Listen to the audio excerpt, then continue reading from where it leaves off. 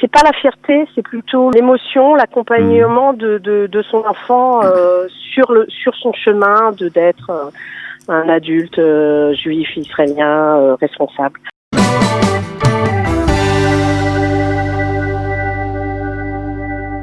Une maman de famille pour nous parler justement de ses sentiments le lendemain de l'enrôlement de sa fille dans l'armée israélienne. Bonjour Diane Spiegelman. Shalom, bonjour. Merci d'être avec nous Diane. Alors, vous êtes au lendemain de cet enrôlement, de l'engagement de votre fille dans l'armée israélienne. D'abord, c'est votre premier enfant qui rentre à l'armée ? Non, c'est notre troisième. Il y a son frère jumeau qui rentre aussi d'ici quelques semaines, donc il va y avoir d'autres émotions très très bientôt.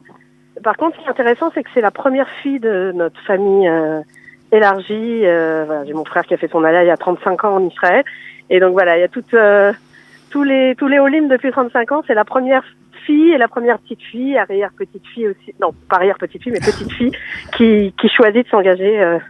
Alors justement, on va parler un peu du choix de votre fille de s'engager dans l'armée israélienne. C'est vrai que, je ne sais pas quel courant vous appartenez, mais c'est vrai que dans le courant, on va dire, d'Atiloumi religieux national, ouais, c'est le cas. les jeunes filles choisissent souvent la voie du Shirut Leumi, c'est-à-dire le service civil. Ouais. Qu'est-ce qui a poussé votre fille à s'engager dans l'armée israélienne ? Alors, notre fille, on est depuis 10 ans en Israël, donc elle fait plus longtemps en Israël qu'elle a grandi en France. Ce qui est revenu, elle a dit, je veux faire un shirut mashmaouti. Donc, après, ça se service discute, important. Le but, c'est pas, voilà, un service important. On peut très bien servir le pays de façon importante en faisant un shirut leumi. Mais elle, pour elle, c'était évident que elle voulait faire l'armée. Et là où, au début, voilà, du côté des parents, on était mitigés. Elle a choisi d'être lochemet, d'être combattante. D'accord. Donc voilà. Donc dans quelle unité elle s'est engagée ? Alors c'est Tsahal qui a choisi où elle serait affectée. Elle va être lochemet ma'avarim. Donc ça veut dire qu'elle va être au checkpoint, toutes sortes de travail de sécurité qui généralement est assez ingrat et a pas beaucoup de bonne presse. Moi, je vous cache pas qu'au début, quand j'ai appris ça, j'étais pas hyper heureuse. Mais j'ai écouté ma fille et c'est peut-être ça dont on va parler. C'est l'idée. Voilà, nous on n'a pas vécu. On n'était pas en Israël, on n'a pas fait notre service, voilà, et en fait, il y a un décalage.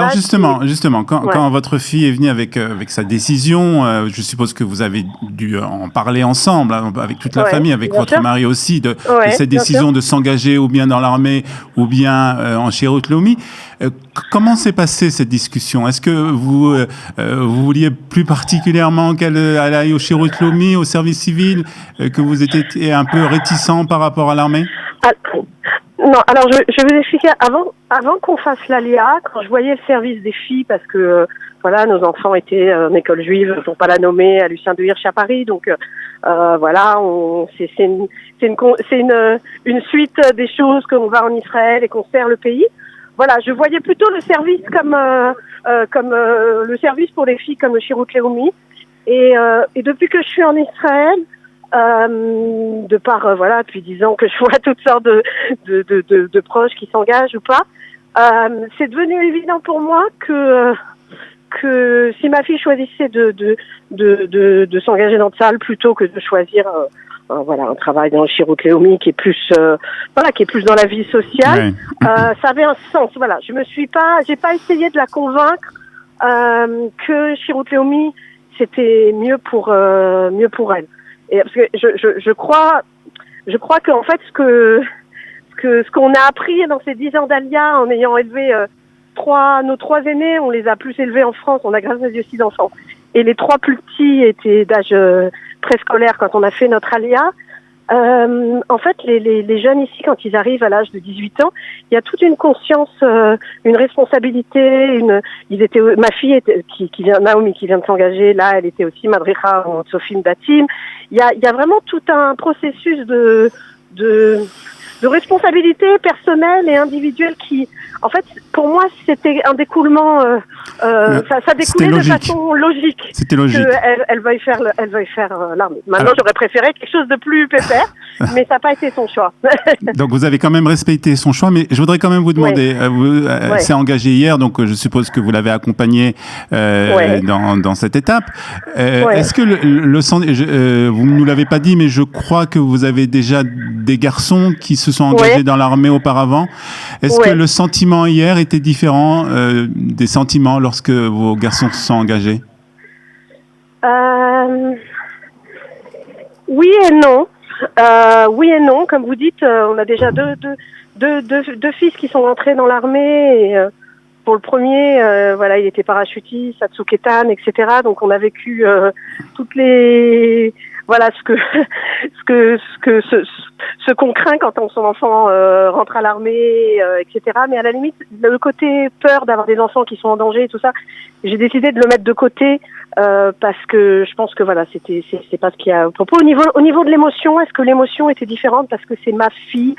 Je peux pas dire que l'émotion était différente.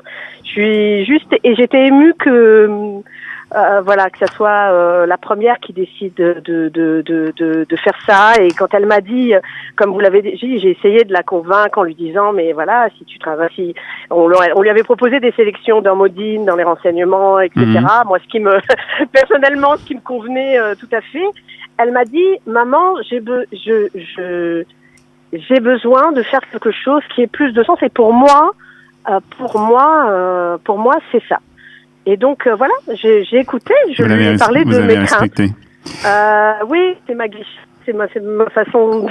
Parfois j'en paye le prix, mais voilà, de considérer mes enfants, même ils ont 18 ans, ils sont tout jeunes, mais d'écouter leur petite voix intérieure. Et je sais surtout que quand ils vont finir l'armée, ils vont être encore plus des adultes, etc. Donc c'est plus ça qui est difficile finalement, parce que comme j'ai l'expérience d'avoir des grands, je sais à quel point on sort renforcé, différent. On sort différent après le service, mais dans un bon sens. C'est comme s'il y avait la nostalgie donc quand ils étaient tout petits. Alors justement, quand même, vous nous parlez justement du respect de ce choix de votre fille, mais je suppose aussi que ça a été accompagné par une certaine préparation.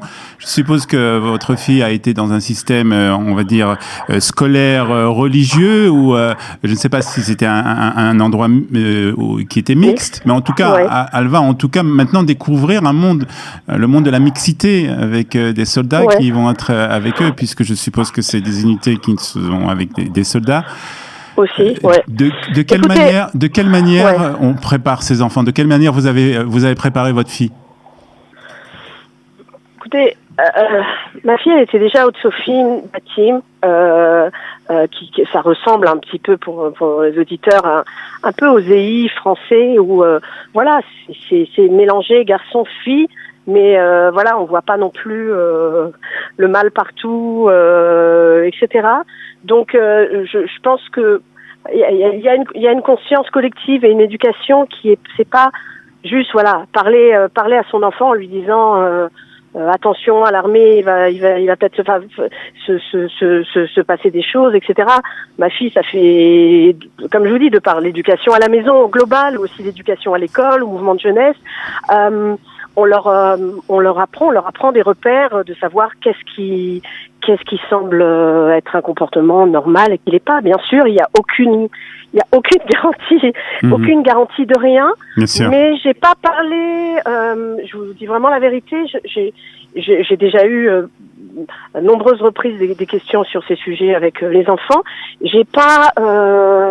J'en ai pas parlé en particulier par rapport à l'enrôlement, parce que je pense que ça s'inscrit dans quelque chose de beaucoup plus vaste et pour moi ça m'aurait peut-être calmé sur le moment, mais au niveau éducatif, je crois beaucoup plus au changement lent à long terme, à ce que le jeune, l'enfant, l'ado, il ait une conscience de ce qui est quand il sent que c'est taquine et quand il sent que c'est qu'il y a un comportement normal ou anormal, et ça se fait sur sur des années, pas seulement sur une préparation juste avant. Vous faites une totale confiance à votre fille et vos enfants en général. Puis, dernière question, Diane Spiegelman, avant de se quitter. Je voudrais savoir quel était le sentiment le plus fort hier lorsque vous avez déposé votre fille au Bakoum, au centre d'enrôlement. C'était quoi, la fierté?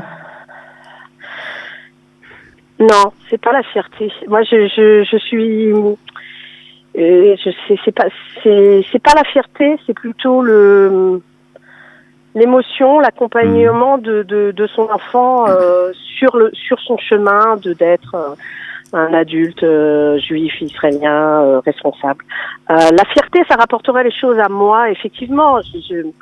Mais je sais à quel point, pour avoir eu des enfants qui sont passés par là, je sais à quel point c'est compliqué, je sais à quel point on va avoir toute notre famille un rapport au temps différent quand les enfants rentrent, quand ils téléphonent, quand ils ont des petits bobos, etc. Donc non, c'était pas la fierté, c'était l'émotion de se dire, voilà, ma fille, voilà, elle est grande, c'est une citoyenne. Maintenant, à partir d'aujourd'hui, c'est une Chayelette. Et on espère que, voilà, grâce à Dieu, tout va se passer.